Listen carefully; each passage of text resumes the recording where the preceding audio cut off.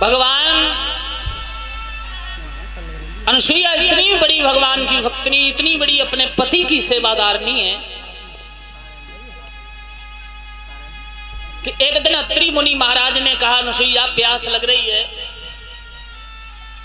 हमारे लिए थोड़ा जल लेके आओ। अनुसुईया ने लोटा हाथ में लिया और ऊपर को जैसे लोटा उठाया और उसमें जल उत्पन्न हुआ और अपने पति महाराज को देने के लिए तैयार हुई, तब तक वो समाधिस्थ हो गए, समाधि लगा गए। महाराज 12 साल तक समाधि में बैठे रहे, हाथ में जल का लोटा लिए खड़ी रही। 12 साल बाद नेत्र खुले, पति ने वरदान दिया, जा अनुसुईया मैं तुझे वरदान देता हूं कि तेरे सामने स्वयं ब्रह्मा विष्णु भी आ जाएंगे, वो भी जीत नहीं पाएंगे। अरे अत्रि मुनि महाराज जी भी तो परमात्मा के भक्त थे। वो परमात्मा ने ये कहा है कि मोर बचन चाहे पड़ जाए फीका और संत बचन पत्थर की लीक, यानी मैं अपनी बात को झूठा कर दूंगा लेकिन अपने भक्त की बात को झूठा नहीं कर सकता। अनुसुईया ही नहीं, एक और मिला थी। राम जिस समय वन के लिए जा रहे थे,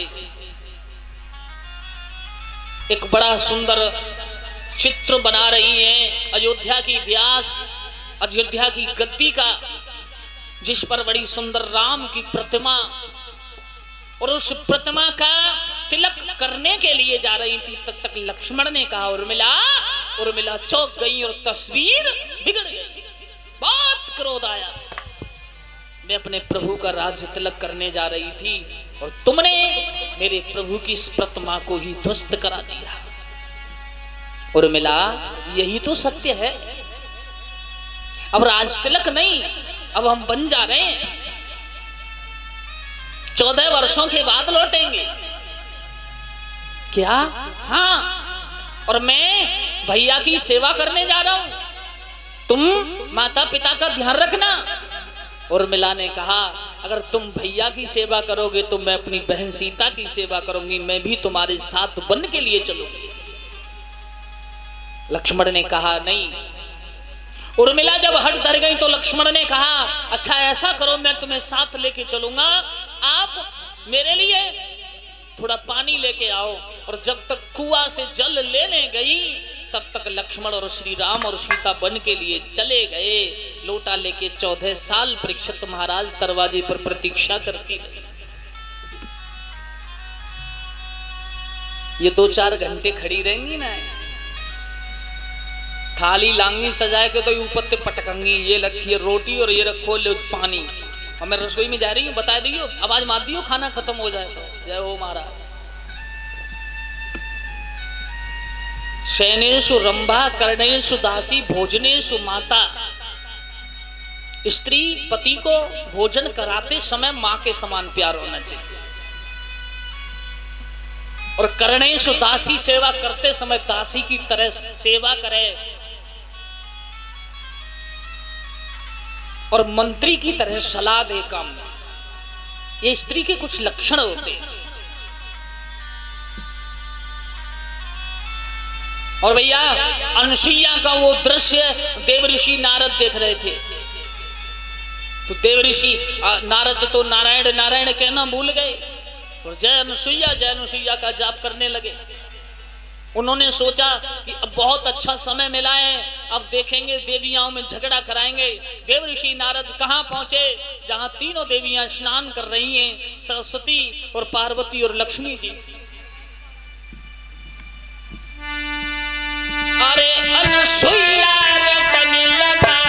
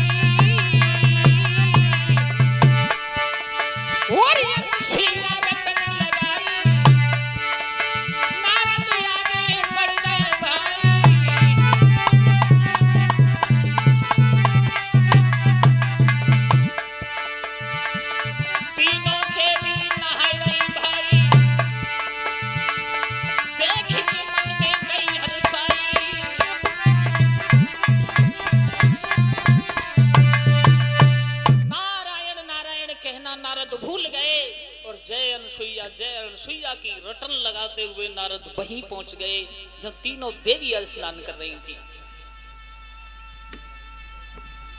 लक्ष्मी ने कहा नारद आ रहे हैं, सरस्वती ने कहा आ रहे हैं तो क्या करे, आने दो, अरे हमारे पुत्र ही है। इतने पतले वस्त्र मलिन पहने हुए नारद बोले जय अनसुईया री मैया, तुमको बिल्कुल भी शर्म नहीं? तीनों अपने पतियों को छोड़ करके और इस यहां पर झरना में तुम स्नान कर रही हो, इतने पतले आप वस्त्र पहने हो, तुमको शर्म आनी चाहिए। लक्ष्मी को क्रोध आया, बोली अनसुईया कौन है? नारायण का नाम तूने लेना कब से छोड़ा? जवाब दिया, ये अनसुईया कोई साधारण नहीं, ये मृत्यु लोक में रहने वाली एक स्त्री है। क्या? हाँ, पर तुम उस अनसुईया के चरणों की धूल के समान भी नहीं। और इतने शब्द जब सुने तो तीनों के शरीर में आग लग गई। लेकिन गोस्वामी तुलसीदास कहते हैं कि मोहिन नारी, नारी के रूपा और पन्नगारी, यही रीति अनुरूपा।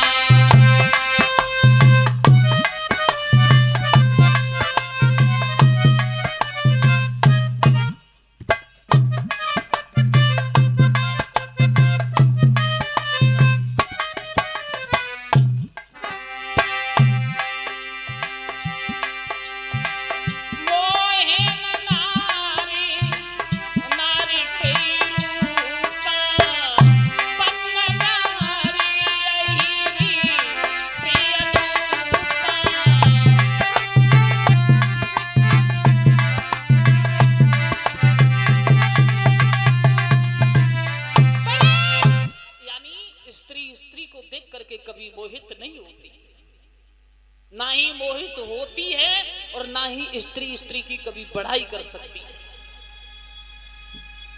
कभी आपने अपने कानों से ये नहीं सुना होगा कि बहना पड़ोस वाली भी बहुत सुंदर है, बड़ी अच्छी है।